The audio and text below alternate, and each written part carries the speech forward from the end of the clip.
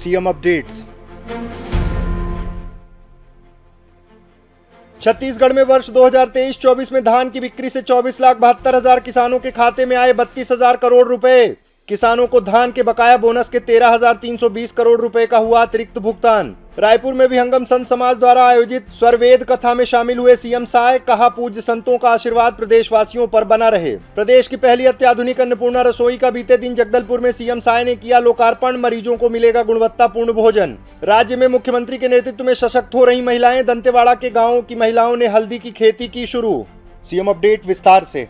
देश भर में मुख्यमंत्री श्री विष्णुदेव साय के नेतृत्व वाली छत्तीसगढ़ सरकार किसानों को धान का सर्वाधिक मूल्य दे रही है। वर्ष 2023-24 में धान की बिक्री से 24,72,000 किसानों के खाते में 32,000 करोड़ रुपए का भुगतान किया गया है। इसके साथ ही किसानों को 13,320 करोड़ धान के बकाया बोनस का अतिरिक्त भुगतान किया गया है। प्रधानमंत्री श्री नरेंद्र मोदी जी की गारंटी छत्तीसगढ़ की जनता के लिए विश्वास, विकास और बदलाव की गारंटी बन चुकी है। छत्तीसगढ़ सरकार की किसान कल्याणकारी नीतियों से खेती में किसानों का मुनाफा बढ़ा है। मुख्यमंत्री श्री विष्णुदेव साय के नेतृत्व में कई अहम निर्णय लिए गए हैं, जिनसे किसान परिवार अधिक सशक्त और फसल उगाने से लेकर उसे बेचे जाने तक की प्रक्रिया बेहद आसान हुई है।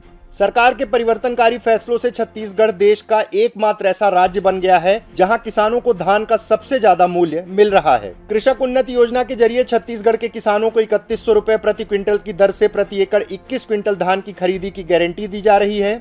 इस फैसले से किसान उत्साहित हैं। किसानों से अपना वादा निभाते हुए छत्तीसगढ़ में साय सरकार ने 25 दिसंबर 2023 को सुशासन दिवस के अवसर पर 13 लाख किसानों के बैंक खातों में पिछले 2 वर्षों का लंबित धान बोनस का 3716 करोड़ रुपए का भुगतान किया था।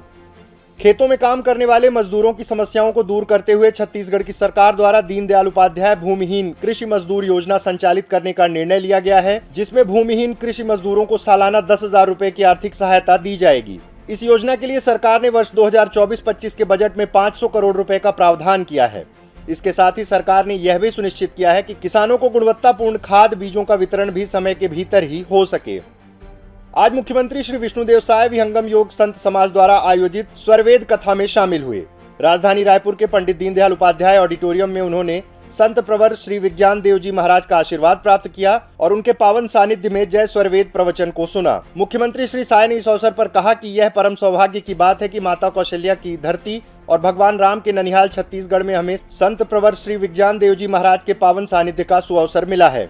उन्होंने कहा कि पूज्य संतों का आशीर्वाद सदैव प्रदेश पर बना रहे और लोगों के जीवन में खुशहाली और समृद्धि आए। विहंगम योग संत समाज के संत श्री विज्ञान देव महाराज जी का यहाँ पर छत्तीसगढ़ की धरती में शुभागमन हुआ है और उनके समाज का शताब्दी वर्ष चल रहा है और इस उपलक्ष्य में संत जी का कन्याकुमारी से लेकर कश्मीर तक यात्रा चल रही है और 15 दिनों की यात्रा छत्तीसगढ़ में आज उनकी समाप्त हो रही है और 15 दिनों के अंदर में 13 जिले वो गए हैं और अपना उपदेश दे रहे हैं, आशीर्वाद दे रहे हैं और इस शताब्दी वर्ष के उपलक्ष्य में 25,000 कुंडीय महायज्ञ का आयोजन विहंगम संत समाज की तरफ से हो रहा है। उसका न्योता भी छत्तीसगढ़ वासियों को दे रहे हैं।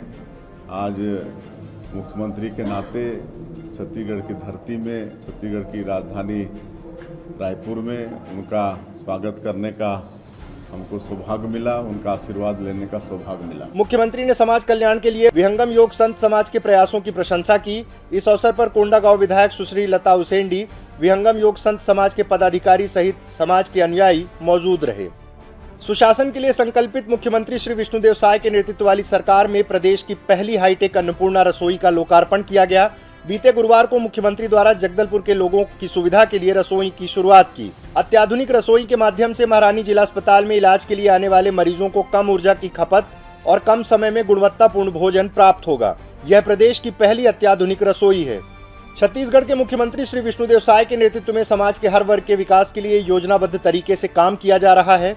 जहां एक और केंद्र सरकार द्वारा ड्रोन दीदी जैसी योजनाओं से महिलाओं के रोजगार के अवसर बढ़े हैं, वहीं राज्य सरकार द्वारा महतारी वंदन जैसी योजना से महिला सशक्तिकरण के नए आयाम स्थापित किए जा रहे हैं। जरूरतमंद महिलाओं के परिवारों के उत्थान के साथ ही साय सरकार उन्हें रोजगार से जोड़ रही है। राज्य की ग्रामीण महिलाएं अब पुरुषों के साथ कदम से कदम मिलाकर कृषि क्षेत्र में भागीदारी सुनिश्चित कर रही हैं। अब राज्य के सुदूर वनांचल क्षेत्र की महिलाएं मसालों की खेती कर आर्थिक रूप से सशक्त हो रही हैं। मुख्यमंत्री श्री विष्णुदेव साय के निर्देश पर दंतेवाड़ा के विकासखंड कुआंकोंडा के 5 गाँवों का चयन हल्दी की पैदावार के लिए किया गया है। इसके साथ ही खरीदी के लिए कंपनी की व्यवस्था भी कराई गई है। राष्ट्रीय ग्रामीण आजीविका मिशन बिहान के तहत स्थानीय स्व सहायता समूह की दीदियां हल्दी की खेती की ओर आगे बढ़ रही हैं। समूह की महिलाओं को उद्यानिकी विभाग से 20 क्विंटल हल्दी बीज उपलब्ध कराया गया है और समूह की दीदियों ने 40-40 किलो अपनी बाड़ी में हल्दी गांठों का रोपण किया है।